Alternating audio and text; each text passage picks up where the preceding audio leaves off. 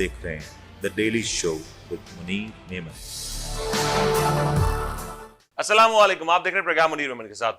आज बहुत सारी मामला हैं, बहुत सारी खबरें, इनके ऊपर आज तजिया करेंगे। जरा कोशिश करेंगे जानने की कि आखिर इस जो सियासत की हवा है वो किस रुख चल रही है।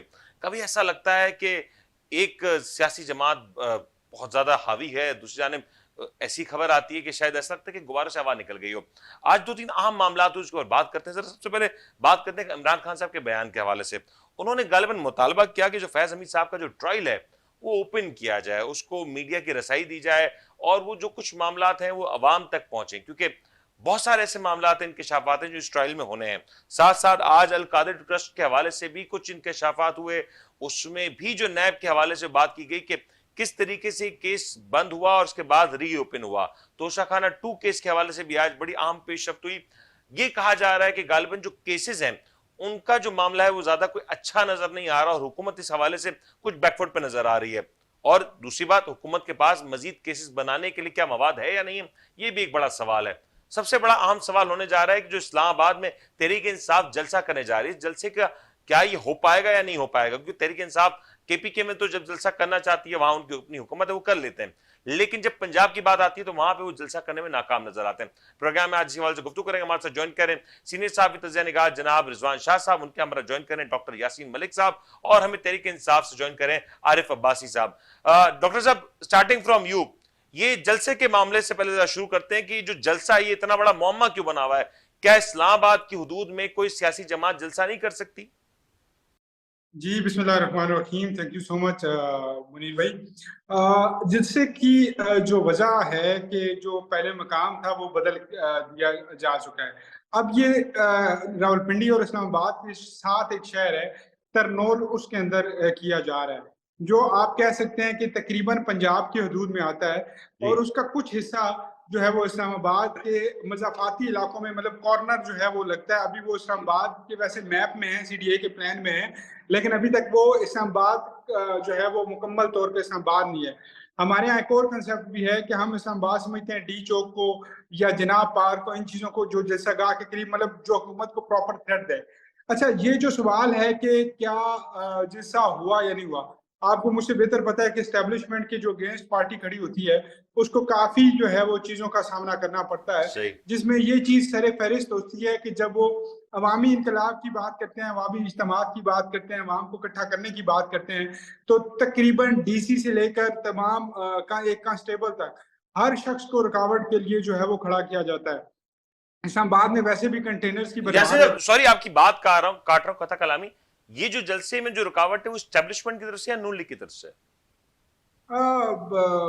क्या नून लीग इस कदर इम्पोर्टेंस रखती है कि वो कोई एस्टेब्लिशमेंट काम ना चाहे तो उसकी मर्जी के बगैर हो सके, या फिर क्या तो होता है ना कि कुछ लोग साइलेंट होते हैं लेकिन नीचे के लोग काम दिखा जाते हैं, ये भी तो काम हो जाता है कई बार। ये तो मुनीर भाई वाज़ेह हो चुका है अभी कुछ साल 2 सालों से कि केपीके में उनको स्पेस मिलेगी, क्योंकि वो बहुत ज्यादा मेजोरिटी में। अगर केपीके में भी कुछ हल्का फुल्का एस्टेब्लिशमेंट को या बाकी जो थिंक टैंक है उनको लगता है कि वो वहां पे पीटीआई को स्पेस नहीं देना चाहते या उनकी किसी और पार्टी की जगह बन सकती थी, जैसे पंजाब में कुछ भी कहीं कहीं ना कहीं नून लीग मुकाबले में थी, सिंध में कहीं भी ना कहीं पीपल्स पार्टी मुकाबले में थी, और कहीं ना कहीं बलूचिस्तान में भी ये सेम सिचुएशन थी।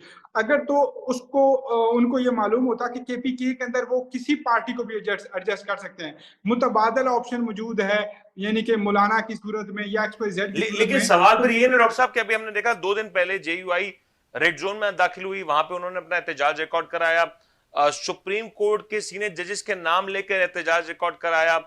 मॉरली ग्राउंड के ऊपर बात की जा सकती है वो सही था गलत था, लेकिन एहतजाज हुआ। कुछ रोज पहले जमात इस्लामी ने एहतजाज किया, टीएलपी ने एहतजाज किया। अगर मैं ये कहूं कि इजाजत नहीं दी तो ये भी नहीं कहा जा सकता कि उस अंदाज से फैसिलिटेट नहीं किया गया, कुछ ना कुछ बीच का रास्ता इख्तियार किया गया। तहरीक इंसाफ के मामले में कंप्लीट नो। इस जगह पे 2 मिनट बोलने का मौका देंगे आप? जी, सिर्फ जी, 2 मिनट। अच्छा, जो केस का जिसका फैसले के बाद आप एहतजाज की बात कर रहे हैं ना, तो हर दी शऊर मुसलमान ही वो एहतजाज कर रहा है। हर वो शख्स जिसके दिल में करीम आका सल्लल्लाहु अलैहि वसल्लम की मोहब्बत बसती है और उसको पता है कि खत्म नबूवत मुसलमानों के लिए और बतौर उम्मती हमारे लिए क्या है, तो वो एहतजाज करेगा, अगर वो गैरतमंद हलाली मुसलमान हो तो। मैं बिल्कुल बड़े सही। साफ लफ्जों में कह रहा हूँ। अब जहां तक बात है कि इस जगह पे अगर आके वो रोकते, तो मुझे लगता है कि बहुत बुरा इसका अमल आता पूरे पाकिस्तान के अंदर से, अगर मजहबी किसी चीज को, और जहां पे वो काजी फाइज ईसा हो या XYZ हो, कोई भी चीफ जस्टिस हो, अगर वो इस तरह का फैसला देगा, तो यकीनन ये रिएक्शन, ये चीजें बहुत कम है। जिस कदर ये आनी चाहिए थी, जिस कदर ये फैसला है, क्योंकि पाकिस्तान के अंदर नहीं, पूरी दुनिया के अंदर कादियानी लॉबी को फंडिंग हो रही है, और खुसूसी तौर पे पाकिस्तान और हिंदुस्तान के अंदर उनकी जड़ें मजबूत की जा रही हैं। पिछले दिनों नरेंद्र मोदी के साथ एक अहमदी मिलता है, और वो शुक्रिया अदा करता है उसको, और वो शुक्रिया अदा इस तनाजर में कर रहा होता है कि जैसे पाकिस्तान के अंदर फैसिलिटीज दी जा रही हैं हिंदुस्तान की रॉ के सही। जरिए से, मुख्तलिफ और लोगों के जरिए से कादियानियों को। तो ये एक टॉपिक अलग है मुनीर भाई, लेकिन वो एहतजाज जो था वो बिल्कुल अलग था। जो पीटीआई का लेकिन कहीं एहतजाज ना है कहीं वो गुंजाइश दी ना, पार्टी बेस्ड एहतजाज है, गवर्नमेंट ने वो फैसिलिटेट पार्टी किया ना। बेस्ड एहतजाज यहां भी है। एक एहतजाज है, जलसा है, करने दे, क्या मसला है? नहीं, वो एक और चीज है ना, वो एहतजाज कर रहे हैं जिसका मुद्दा सिर्फ एक है, वो है रिलीज इमरान खान, सही। रिलीज कैदी नंबर 804। वो ना महंगाई के अगेंस्ट है, ना XYZ। अगर महंगाई उनका इशू होता सर तो आज एहतजाज तो रोटी सियासी हक महंगी, है ना, वो सुनिएगा मुतालबा जो भी सुनिएगा, हो, रोटी महंगी आप ना थी माने जेब उस में ना मुतालबे बचती। को, लेकिन मुतालबा तो कर सकते हैं ना। वो अपनी स्ट्रीट पावर अगर वो शो करना चाहते हैं, अपने वर्कर्स को मोबिलाइज करना चाहते हैं, तो कर सकते हैं ना। इस्लामाबाद कोई पाकिस्तान से बाहर की हदूद तो नहीं है ना। जी जी, मुझे इसमें थोड़ा सा एक जवाब देने दीजिएगा कि अगर उन्होंने, क्योंकि महंगाई का भी एक रोना, एक इशू के इसके अंदर रखा हुआ है, तो आज KPK में जो रोटी जो है ना 25 रुपए की मिल रही है, वो पंजाब में 15 रुपए की मिल रही है। सही। अगर KPK की मरियम नवाज उठ के अपने ही पैसों से, यानी सूबे के पैसों से, फंड से, वफाक को पैसे देकर 14 रुपए बिजली का यूनिट का रिलीफ ले सकती है, तो गंडापुर साहब भी ले सकते थे। बाई चॉइस किस्सा मुख्तसर ये कि वो कहीं ना कहीं स्टैब्लिशमेंट पे प्रेशर डालने के लिए सही। ये गठम जोड़ कर रहे हैं। शाह लेकिन साहब, शाह लेकिन साहब, मुनीर कमिंग भाई, टू आखिरी चीज, साहब, आखिरी चीज, आखिरी जैसे चीज। मैं आपकी तरफ आता हूं शाह साहब, ये जो जलसा है ये इतना बड़ा मौमा क्यों बना हुआ है? क्योंकि तहरीक इंसाफ आफ्टर जो फैज हमीद वाला जो इंसिडेंट हुआ, जो इनको जिस अंदाज से गिरफ्तारी हुई है, अब जो जेर हिरासत रखा गया है, उसके बाद ये जलसे की नौयत काफी तब्दील हुई है। और कहा जा रहा है कि तहरीक इंसाफ शायद इस जलसे के हवाले से जितनी डिटरमेंट है, शायद माजी में इतनी डिटरमेंट नहीं थी। एक और वजह यह भी है कि तहरीक इंसाफ की अपनी क्यादत के ऊपर भी काफी ज्यादा प्रेशर है, क्योंकि उन्हें भी तनकीद का सामना है कि शायद वो उस अंदाज से डिलीवर नहीं कर सकते जो बानी PTI की गैर मौजूदगी में वो डिलीवर नहीं कर पा रहे उस अंदाज से। बिस्मिल्लाहिर्रहमानिर्रहीम, बहुत शुक्रिया। तो काफ़ी लंबी बात की हमारे भाई हैं डॉक्टर यासीन साहब ने, ठीक है। और मुझे उनकी बात के अंदर 2-3 बातों के जवाब देने, क्योंकि उन्होंने काफ़ी मुफस्सल बात की है, तो मैं चाहूँगा कि मुझे ज़रा टाइम दे दें आप। जी जी सर। पहली बात तो यह है कि पाकिस्तान के अंदर क्या सियासी सरगर्मियों के ऊपर पाबंदी है? अगर पाबंदी नहीं है पाकिस्तान के अंदर सियासी सरगर्मियों के ऊपर, तो तमाम जमातों को सियासी सरगर्मियां करने की इजाज़त होनी चाहिए, पहली बात। सेकंड बात ये है कि जिस खूबसूरती से इन्होंने ये कहा कि एंटी स्टैब्लिशमेंट वाले को काम नहीं करने दिया जाएगा, सियासी सरगर्मी नहीं करने दी जाएगी, तो ये तो आप खुद ही एक ताल्लुक बना रहे हैं स्टैब्लिशमेंट का सियासत के अंदर।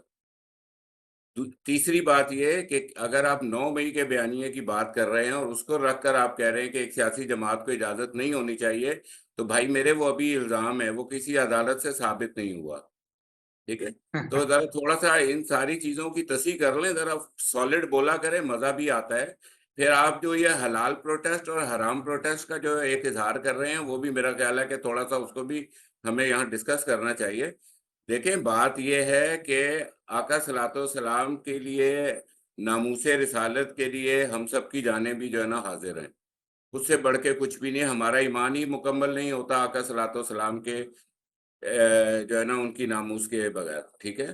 तो मैं इसके ऊपर बिल्कुल एग्री करता हूँ कि बिल्कुल ऐसा होना चाहिए। लेकिन मैं आपसे सवाल ये पूछ रहा था, क्योंकि आप एक साइड हमेशा टिल्ट कर जाते हैं यासीन भाई, माजरत के साथ एक साइड आप टिल्ट कर जाते हैं। तो मुझे ये बताएं कि क्या जो इस वक्त ऐवान इक़्तिदार में बैठी जमात है, उसको इस वाले प्रोटेस्ट का हिस्सा नहीं होना चाहिए था?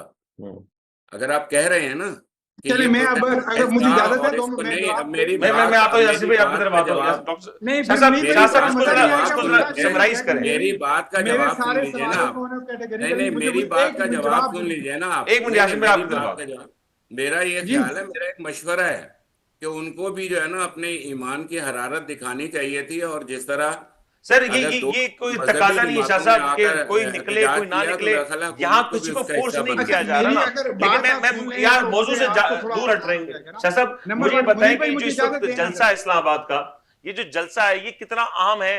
तहरीक इंसाफ की तैयारियां क्या है? क्योंकि अभी लाहौर हाईकोर्ट का जो ऑर्डर है वो तो बड़ा क्लियरली इसमें इंस्ट्रक्ट करता है कि तहरीक इंसाफ को वर्कर्स को रोका और हरासा ना किया जाए।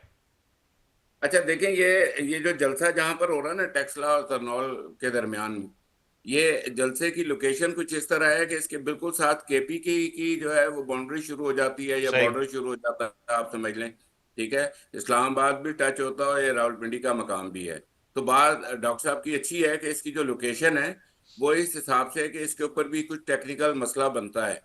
सेकंड ये कि जब हाई कोर्ट ने एक इजाजत दे दी है जलसे की, तो उसमें सियासी सरगर्मी होनी चाहिए। कोई सियासी जमात जो है वो दहशतगर्द नहीं होती, कोई सियासी जमात एंटी पाकिस्तान नहीं होती, ना कोई शाह सियासी साहब मैं आपकी जमात तरफ एंटी। आता हूं, मुझे आरिफ अब्बासी साहब से जो गुफ्तगू करनी है। आरिफ साहब अस्सलाम वालेकुम। आरिफ साहब, आप लोग ये 22 तारीख का जो एहतजाज है या जलसा है इस्लामाबाद में, क्या पोजीशन है? ये हो रहा है नहीं हो रहा? लोकल इंतजामिया ने अब तक आप लोग को एनओसी जारी किया या नहीं किया? बिस्मिल्लाहिर्रहमानिर्रहीम जी, अदालत का हुक्म हमारे पास है, अदालत ने इजाजत दी है। अब इंतजामिया तो पाबंद है कानून के मुताबिक एनओसी जारी करने की।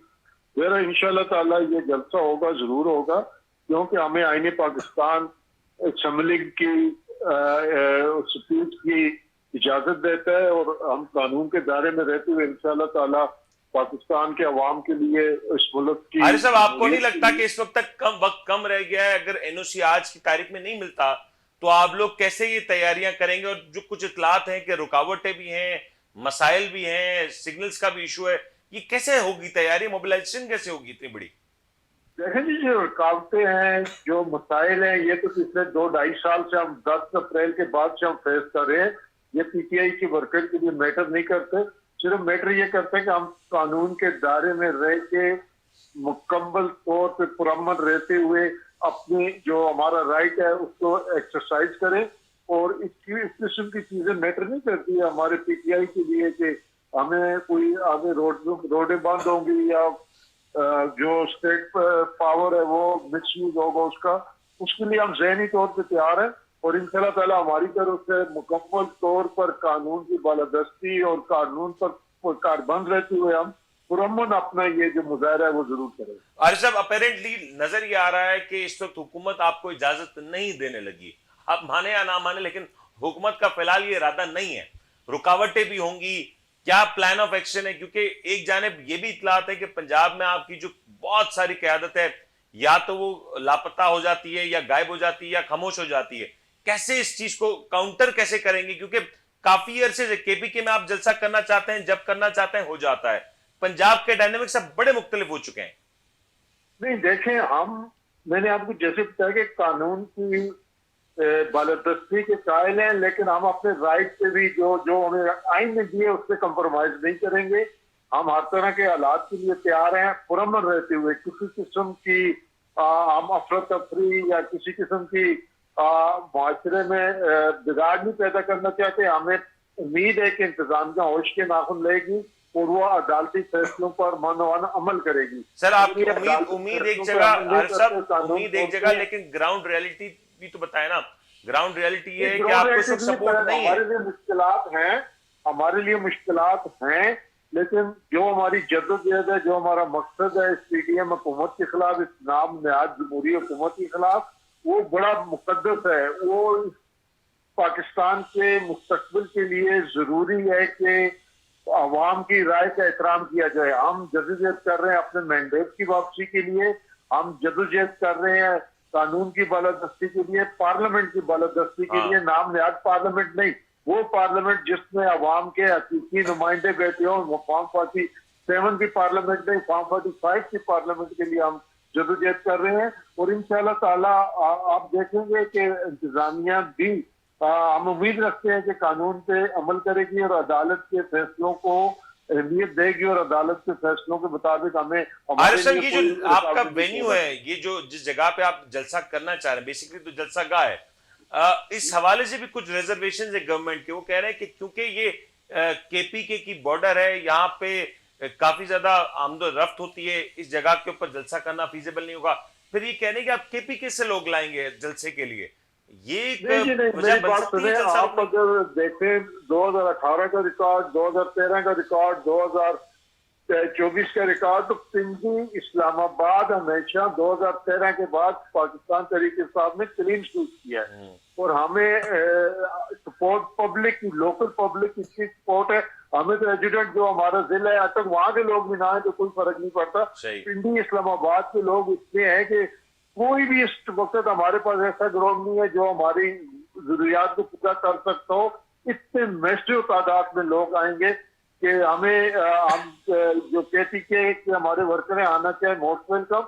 अदरवाइज तादादी तौर पे अल्लाह के हुक्म से पाकिस्तान तहरीक इंसाफ का वर्कर चार्ज भी है, तैयार भी है सही। और इतनी बड़ी तादाद होगी कि लोग हैरान रह जाएंगे। अब्बासी तारीख का साहब, बहुत बड़ा जल्द। अब्बासी साहब, मैं आपकी तरफ आता हूँ। यासीन साहब, ये डॉक्टर साहब, ये जो सूरत हाल बयान कर रहे हैं अब्बासी साहब के केपीके का वर्कर आए ना आए, लेकिन इस्लामाबाद पिंडी में इतना वर्कर है कि वो जलसा का भर देगा। लेकिन सवाल ये है कि जलसा होने जा रहा है या नहीं, एक बड़ा मामला जो अभी तक एनओसी इश्यू नहीं किया गया। अच्छा, मैं बड़े सारे सवाल मेरे ऊपर शाहजी ने किए थे, लेकिन आपने सुनो मेरे ऊपर किया कि ऊपर मेरे ऊपर एक और सवाल रख दिया।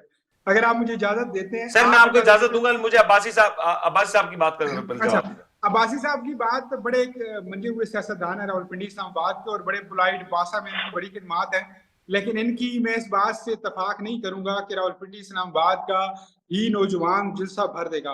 उसकी वजह यह है कि पहले तो क़यादत कन्फ्यूज नजर आती है। क्या जलसे का जो माहौल बनाया जाता है वो अभी तक इन्होंने पिंडी इस्लामाबाद में बनाया है? नहीं बनाया। ये जुल्म की जंजीर तोड़ो, पता नहीं फलां का बुत तोड़ो, ये सिर्फ सोशल मीडिया पे नजर आ रहा है। ये अपनी क़यादत भी अभी कुछ इनकी क़यादत भी कंफर्म नहीं कर रही कि वाक़ियतन क्या जलसा होने जा रहा है या नहीं होने जा रहा। और आपने एक बड़ा सिंपल सा पॉइंट उठा दिया कि तन्नोल की वजह क्या थी, और 110% यही चीज है कि केपीके से लोग लाए जाएं। ये ना हो जाए कि जलसा फ्लॉप हो जाए। फ्लॉप होने से मुराद ये कि डर के मारे के लोग बाहर ना निकले या कोई मामलात ऐसे हुए या कुछ भी ऐसा हुआ, यानी सेफ साइड रखी गई है कि अगर छक्का ना भी लगा तो कम से कम सिगल दुखी करके हम ये नहीं कहेंगे पिच की दूसरी तरफ चले जाएंगे कि आउट नहीं होंगे। तो इस वजह से थोड़ा सा इन्होंने सेफ साइड खेली है। अगर यही आसान हल होता, आप लियाकत पाक भर लेते, पिंडी की क़यादत, इस्लामाबाद की क़यादत। सर, लेकिन अगर इस्लामाबाद की हुदूद में जाते तो फिर ये गिला किया जाता ना कि आप देखिए मेन इस्लामाबाद में आ गए, आप हसास इलाके के करीब अगर तो फिर ये तो फिर एक सेफ ये तो मसला होता। गिले का डर है तो भाई फिर तरनौल का भी गिला है, गिला तो फिर तरनौल का भी गिला, तो फिर पाकिस्तान के बाहर ही कर ले मेरे ख्याल से तरीके इंसाफ का भी है। अगर गिले का डर है तो गिले तो अब हर जगह है। गिला तो शाह साहब, ये तरनौल वाली लोकेशन के ऊपर गवर्नमेंट की जो रिजर्वेशन है, इनफैक्ट ये भी ऐड करने जो सीएम केपीके के कुछ बयान है उनको भी कोट करते हुए कह रहे हैं कि हम नहीं भरोसा कर सकते कि कहीं एक और 9 में दौरा दिया जाए। देखें, दरिया की गहराई क्या है ये तो दरिया में उतरे बगैर पता भी नहीं लग सकता। सही। दूसरा, डॉक्टर यासीन साहब की बात से मैं मुत्तफिक हूँ। बेसिकली पीटीआई के कारकुन पीटीआई की क़यादत से नाखुश जरूर है। शुक्र कहीं आप दोनों मुत्तफिक हुए। इसलिए कि पीटीआई के जो वोटर्स हैं उनका ये ख्याल है कि हमने जिस वजह से इनको वोट दिए थे और जिस वजह से हमने इनको मुंतखब किया था, अभी तक वो उनके टारगेट्स पूरे नहीं कर सके। इमरान खान की राय पे कोई काम नहीं हो सका। तो ये चीजें तो हैं, खैर सियासत के अंदर चलती हैं। लेकिन ये कि देखें जलसे की लोकेशन क्या है, जलसा कहाँ पर है। जलसा अगर केपी से लोग आ रहे हैं तो केपी डॉक्टर साहब पाकिस्तान के अंदर है, पाकिस्तान के लोग ही आ रहे हैं वहाँ। इसमें सिर्फ मसला ये है कि केपी के अंदर अगर इनकी वो गिलगित से आ रहे हैं तो गिलगित से भी जो है ना पाकिस्तान के लोग आ रहे हैं। इंसाफ की उसमें लोगों को जोड़ना कोई मुश्किल नहीं, क्योंकि इदारे इनके अंडर है, मामलात इनके अंडर है। ये सिंपल सा जो इसके पीछे लॉजिक है शाह जी, बाकी ये लॉजिक नहीं है कि केपीके के लोग, ये हम तो कहते हैं केपी वाले ज्यादा पाकिस्तानी है, पंजाब वाले कम है। नहीं सर, सारे बराबर के पाकिस्तानी, सारे पाकिस्तानी हैं अल्हम्दुलिल्लाह, सारे पाकिस्तानी हैं। मैंने अगर आप ये बात करेंगे ना कि केपीके वालों को इस हम तनाजुर में गिर रहे हैं, अल्लाह माफ करे, हम तो पाकिस्तान को कहते हैं भी पक्का जोड़ के रखे। सही। शाह साहब प्लीज इसको कंक्लूड करें। जी, मैं ये कह रहा हूँ कि देखें, कहीं से भी लोग आ रहे हैं या कहीं से भी हो, आने देना चाहिए, पीटीआई को गवर्नमेंट को अपनी एक फैसिलिटेट करना पावर चाहिए। पीटीआई को अपनी एक पावर जो है वो शो करनी है, तो पीटीआई को पावर शो करनी चाहिए, वो जितना मर्जी उनके मुताबिक माहौल हो या ना हो। और दूसरी बात आप ये देखें कि मुझे खुद भी ऐसा लग रहा है कि शायद मुल्क में कुछ महीनों के अंदर सियासी सरगर्मियां भी शुरू होने वाली हैं, तो आरिफ मेरा साहब, ख्याल है आरिफ साहब पीटीआई लाइन पे हैं शायद आप हमारे उसका साथ? आगाज कर जी रही जी है। आरिफ साहब, ये जो 190 मिलियन पाउंड वाले केस के हवाले से मैं चाहूंगा आपकी मौजूदगी का फायदा उठाएं। आज एक बड़ा अहम इस पे भी पेशरफ्त हुई है। कल भी हमने देखा कि बुशरा बीबी के हवाले से कुछ केसेस में रिलीफ हुआ। आज 190 मिलियन पाउंड में जब नैब से पूछा गया, उनकी बॉडी लैंग्वेज तब्दील नजर आई। वो तो कह रहे हैं कि हम ये केस पहले बंद कर चुके थे, किसी दबाव की वजह से खोला गया ये केस। हम ये समझते हैं कि ये 190 मिलियन पाउंड का जो केस है, ये एक भोंडा मजाक है पाकिस्तान की अदलिया के साथ, पाकिस्तान के कानून के साथ, और वक्त का और पैसे का ज़िया समझते हैं इसको। ये एक ऐसा ओपन एंड शट केस था कि जिसकी कोई ना अहमियत है और ना इसमें कोई किसी किस्म की गलती हुई है। ये पाकिस्तान के पैसे जो वो मलिक रियाज ने देने थे सुप्रीम कोर्ट को, उसने अपनी बहू के अकाउंट से दिए। ये पैसा ना गैर कानूनी तौर पे आया है, ना इसमें इमरान खान को कोई फायदा हुआ है। जितने पैसे ने वहां से भेजे हैं, वही पैसे सारे आए हैं इनके अकाउंट में सुप्रीम कोर्ट के। उसमें 12 अरब रुपया ये प्रॉफिट भी कमा चुकी है गवर्नमेंट ऑफ पाकिस्तान। इसमें कोई गलती नहीं थी। ये सिर्फ और सिर्फ इमरान खान को विक्टिमाइज करने के लिए, इमरान खान पे दूसरे केस बनाने के सिलसिले की एक कड़ी थी। न इसमें पहले कोई हकीकत थी, ना आइंदा होगी। ये जस्ट फॉर नथिंग एक वक्त का ज़िया किया है गवर्नमेंट ने, क्योंकि इसके अंदर अगर तफसील में ये जाते हैं तो उसमें 18 अरब की प्रॉपर्टी नवाज शरीफ के बेटे हुसैन नवाज ने, जो जिसकी प्राइस 9 अरब थी, वो मलिक रियाज को बेची।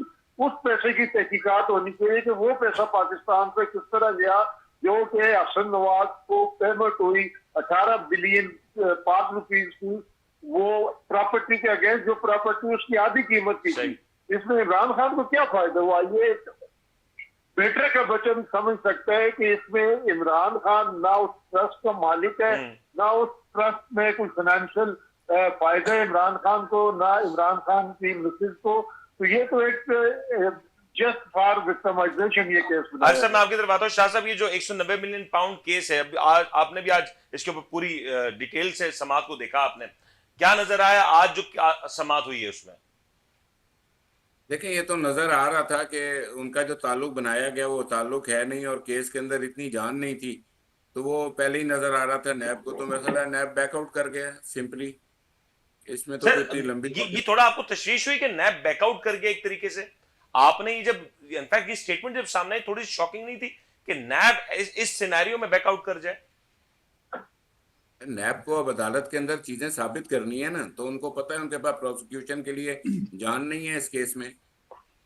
ये इन्होंने प्रोलॉन्ग करने के लिए केस चलाते रहे, लेकिन उसके अंदर जान नहीं है। क्योंकि देखें साहब, टेक्निकली एक केस रह गया जिसके बाद तहरीक इंसाफ के मुनीर साहब, बुनियादी पॉइंट ये है कि अगर 190 मिलियन कहीं खा लिया गया है तो फिर तो कोई बात बनती है। सही 190 मिलियन है, कहां से आया, कैसे गया, पड़ा हुआ तो 190 मिलियन पूरा का पूरा ही है ना। तो वो जाहिर बात है प्रोसिक्यूशन के लिए प्रॉब्लम हो रही थी नैब की, तो मेरा ख्याल है कि वो इसे बैकआउट कर रहे डॉक्टर साहब, ये 190 मिलियन पाउंड केस पे क्या नजर आ रहा है डॉक्टर साहब? जी, मेरे लिए नैब की स्टांस या बॉडी लैंग्वेज मेरे लिए मानी नहीं रखती, क्योंकि मुझे पता है कि नैब जो है वो बॉडी लैंग्वेज एक दिन में बदलती है, अगले दिन एग्रेसिव होकर जवाब दे देती है। उनकी बॉडी लैंग्वेज तब्दील होने की डिपेंडेंसी जो है वो कहीं और पर है। और 190 मिलियन पाउंड अगर केस ही नहीं था तो फिर बहुत सारे केस हैं जो हमें 2-4 साल बाद पता लगते हैं। राणा सनाउल्लाह के ऊपर वो केस, हनीफ अब्बासी के ऊपर केस, शहरियार अफरीदी साहब का खड़े होकर असेंबली के उनका अंजाम भी वही होना है ना इवेंचुअली, बार बार कहना कि मैंने जान अल्लाह को देनी है। मुख्तलिफ और ऐसी चीजें थी जो हमने देखी और हमें ये लग रहा था कि इतनी अच्छी एक्टिंग हो रही थी कि हाँ यार वाकई इन केसों में शायद बहुत बड़ी जान हो। बट इन दी एंड साबित हुआ कि ये केस वक्त की जरूरत है और वक्त की जरूरत के तहत ही बनाए गए। अब लेकिन मुनीर भाई, that is a different between PTI cases and PMLN cases. उनकी एक डील हो गई, उनको ढील मिल गई। क्या आपको लगता है कि ये जो सिनेरियो चल रहा है फिलहाल, एक किस्म की नो रिस्पॉन्स है फिलहाल एस्टेब्लिशमेंट की जानिब से, क्या आने वाले वक्त में कुछ ऐसा बेहतर रिस्पॉन्स मिल पाएगा? फिर मुझे एक छोटी सी चीज इंक्लूड करने दीजिएगा शाह जी के हवाले से। शाह जी कह रहे थे, मुझे 3-4 सवाल उन्होंने किए, तो मैं क्योंकि शाह जी की सर मैं बात आपको इसका बिल्कुल जवाब दूंगा। ये मेरे पे आप मेरे को अब्बास साहब आप हमेशा मुझे लेट करते जा रहे हैं। सर मैं आपको बिल्कुल इसके अब्बास साहब का वर्डिक्ट ले लूं, मैं आपकी तरफ आता हूं। अब्बास साहब, ये जो सिनेरियो है, चले कुछ अच्छी खबरें कुछ बुरी खबरें, कल का जो जलसा होने जा रहा है अगर हो जाता है तो मैसेजिंग क्या होगी? इमरान खान होगी, महंगाई होगी, या फॉर्म 45 फॉर्म 47 होगी? देखिए जी, इसका जो मेन थीम है वो तो है कॉन्स्टिट्यूशन ऑफ पाकिस्तान की रिस्टोरेशन। आइन की बहाली होगा, आइन की सुपरमेसी होगा। जब आइन की सुपरमेसी मान ली जाएगी तो उसमें इमरान खान के साथ जो नाइंसाफी जुल्म हो रहा है, जो इस कौम के साथ जुल्म हो रहा है, जो इलेक्शन कराया गया, वो सारी चीजें अंदर है आइन की सुपरमेसी के। तो हम आइन की बहाली और उसकी सुपरमेसी के लिए लार्जर आपका जो पर्सपेक्टिव है वो आइन है, और उसके नीचे जो मामलात हैं वो इलेक्शंस हैं, इमरान खान साहब की रिहाई है। देखिए, जब आइन बहाल हो जाएगा, आइन के मुताबिक काम होना शुरू हो जाएगा, तो सारे मसाइल खुद ब खुद कौन नहीं करने दे रहा? आइन पे काम कौन रोक रहा है? क्या कोई वजह है, कोई रोक रहा है? नहीं जी, देखिए, आइन की खिलाफ वर्जियां, केपीके का इलेक्शन हो गया, पंजाब का सूबाई का इलेक्शन हो गया, वो किसने आइन को तोड़ा? आइन की खिलाफ वर्जी की बात करें तो आज आपको पता है कि इलेक्शन कमीशन ऑफ पाकिस्तान ने जो फहरिस्त शायर की, उसमें तहरीक इंसाफ के चेयरमैन का नाम नहीं दर्ज है वहां पे। नहीं, देखे, जो 90 दिन में इलेक्शन होने से असेंबली को तोड़ने के बाद, एक दिन पहले तोड़ने के बाद, वो किसने नहीं कराए? तो आइन तो कहीं हमें नजर नहीं आ रहा। और उनकी बदकिस्मती ये है कि इमरान खान के खिलाफ ये कोई कंक्रीट एविडेंस नहीं ला सके करप्शन का। जैसे इनकी टीपियां आती थी, इनके फलूदे वाले के पास, कुल्फे वाले के पास, गुस्से वाले के पास अकाउंट होते थे, ऐसी कोई चीज पर इमरान खान के खिलाफ भी साबित नहीं कर सके। तो ये जो चूचू का मुरब्बा है पीटीएम की तीसरी टर्म में, के लिए 10 अप्रैल 2002 फिर टेकर भी इनकी थी, अभी जो जैली असेंबली की जरिए ये आए हैं, हम समझते हैं कि ये बुखला गए हैं, इनके पास कोई चीज नहीं है, ना कानूनी ना अखलाकी हुक्मरानी करने की। तो हम ये समझते हैं कि पाकिस्तान के अवाम को इस वक्त जिस चीज की जरूरत है वो सुपरमेसी ऑफ द कॉन्स्टिट्यूशन है। ठीक हो गया। मेरे प्रोग्राम को अपने इख्तिताम पे पहुंचा। आपका बहुत बहुत शुक्रिया। यार साहब, आप कुछ लास्ट कमेंट ऐड करना चाह रहे थे? जी, मैं शाह जी की खिदमत में यह कहना चाहूंगा कि जी शाह साहेब, ऐसे ही होता है। कुछ जो है वो सियासी एक्टिविटीज तो नहीं, लेकिन कुछ जिससे हलाल होते हैं और कुछ जिससे हराम होते हैं। वो जिससे जो लीडरों की खातिर दिए जाएं, उनकी खातिर रोड ब्लॉक किए जाएं, उनकी खातिर चीजों को तोड़ा जाए, तो वो जिससे हराम होते हैं। ऐसा जलसा, ऐसा एहतजाज जो बेशक पार्लियामेंट लॉजिस के बाहर हो या डी चौक में हो और वो खत्म नबूवत के लिए दिया जाए, तो वो वाकईतन हलाल होता है। दूसरा, इन्होंने फरमाया था मुझे कि क्या पाकिस्तान में सियासी एक्टिविटीज बंद हैं? जी हाँ, इस पार्टी के लिए इसी तरह सियासी एक्टिविटीज बंद हैं जिस तरह उन्होंने बाकी पार्टियों पे एक्टिविटीज अपने दौरे इक़्तिदार में बंद की थी। बहुत सारी पार्टियों के रहनुमाओं को उठाया गया था, लीडरों को जेल में डाला गया था और बहुत सारी चीजें उन्होंने पाबंदियां लगाई थी। तीसरा सवाल शाह जी ने मुझे किया कि क्या केपीके पाकिस्तान में माज़रत आज हमारे प्रोग्राम का वक्त अपने इख्तिताम पहुंचा। बहुत बहुत शुक्रिया मेरे सारे मेहमानों का हमारे साथ ज्वाइन कर रहे थे, जो सारे मेहमानों का शुक्रिया। उम्मीद करते हैं आपको आज का प्रोग्राम पसंद आएगा। अपने मेजबान उनको इजाजत, अपना ख्याल रखिएगा। अल्लाह हाफ़िज़।